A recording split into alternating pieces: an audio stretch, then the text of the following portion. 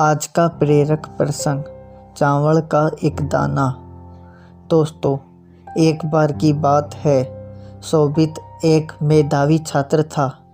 उसने high school और intermediate की परीक्षा में पूरे ज़िले में टॉप किया था। पर इस सफलता के बावजूद उसके माता पिता उसे खुश नहीं थे।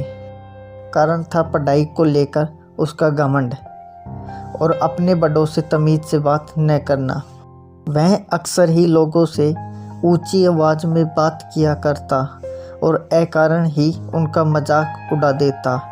खैर, दिन बीतते गए और देखते देखते शोभित स्नातक भी हो गया। स्नातक होने के बाद शोभित नौकरी की खोज में निकला। प्रतियोगी परीक्षा पास करने के बावजूद उसका इंटरव्यू में चयन नहीं हो पाया। शोभित को लगा था कि अच्छे अंक के दम पर उसे आसानी से नौकरी मिल जाएगी, पर ऐसा हो न सका। काफ़ी प्रयास के बाद भी वो सफल ना हो सका। हर बार उसका घमंड, बात करने का तरीका इंटरव्यू लेने वाले को अखर जाता और वो उसे ना लेते। निरंतर मिल रही असफलता से शोभित हताश हो चुका था, पर अभी भी उसे समझ नहीं आ रहा था कि उसे अपना व्यवहार बदलने की आवश्यकता है। एक दिन रास्ते में शोभित की मुलाकात अपने स्कूल के प्रिय अध्यापक से हो गई। वह उन्हें बहुत मानता था और अध्यापक भी उससे बहुत स्नेह करते थे। शोभित ने अध्यापक को सारी बात बताई, क्योंकि अध्यापक शोभित के व्यवहार से परिचित थे। तो उन्होंने कहा कि कल तुम मेरे घर आना, तब मैं तुम्हें इसका उपाय बताऊंगा। शोभित अगले दिन मास्टर साहब के घर गया। मास्टर साहब घर पर चावल पका रहे थे। दोनों आपस में बात ही कर रहे थे कि मास्टर साहब ने शोभित से कहा, जाके देख के आओ कि चावल पके कि नहीं। शोभित अंदर गया। उसने अंदर से ही कहा कि सर, चावल पक गए हैं, मैं गैस बंद कर देता हूँ। मास्टर साहब ने भी ऐसा ही करने को कहा। अब शोभित और मास्टर साहब आमने सामने बैठे थे।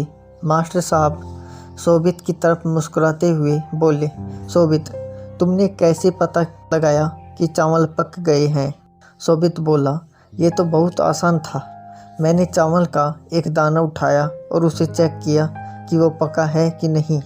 वो पक चुका था, तो मतलब चावल पक चुके हैं। मास्टर जी गंभीर होते हुए बोले, यही तुम्हारे असफल होने का कारण है। शोभित उत्सुकतावश मास्टर जी की ओर देखने लगा। मास्टर साहब समझाते हुए बोले कि एक चावल के दाने ने पूरे चावल का हाल बयां कर दिया। सिर्फ एक चावल का दाना काफ़ी है ये बताने को कि अन्य चावल पके या नहीं हो सकता है।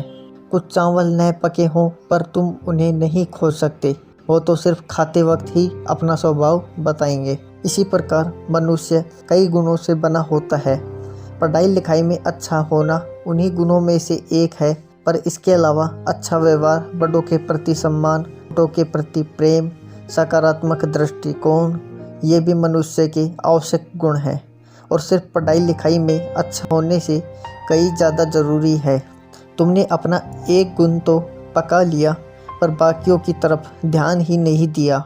इसीलिए जब कोई इंटरव्यूअर तुम्हारा इंटरव्यू लेता है, तुम्हें उसे कहीं से पके और कहीं से कच्चे लगते हो और अध पके चावलों की तरह ही कोई इस तरह के कैंडिडेट्स भी पसंद नहीं करता। शोभित को अपनी गलती का एहसास हो चुका था। वो अब मास्टर जी के यहाँ से नई एनर्जी लेके जा रहा था। हमारे जीवन में भी कोई न कोई बुराई होती है, जो हो सकता है हमें खुद नज़र न आती हो, पर सामने वाला बुराई तुरंत भांप लेता है।